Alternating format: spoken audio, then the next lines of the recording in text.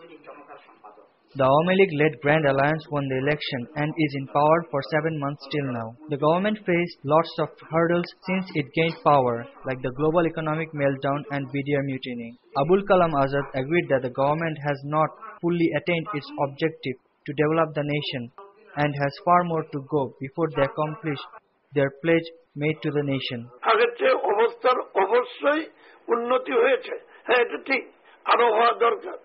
তো আপনি কিন্তু সময়টা বিবেচনা করতে হবে যে আপনি বিগত 5 বছর ছিল বিএনপি জামাত জোট সরকার, তাদের আমলে কি হয়েছে সেটা আলোচনা করার জন্য এখানে আমি আসি নাই।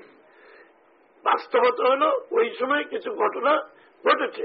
Minister blamed the past government for not performing their duty when they were in power. He urged the population to protest against violence and help the government to build digital Bangladesh. Imran Ahmed, News and Images, Dhaka.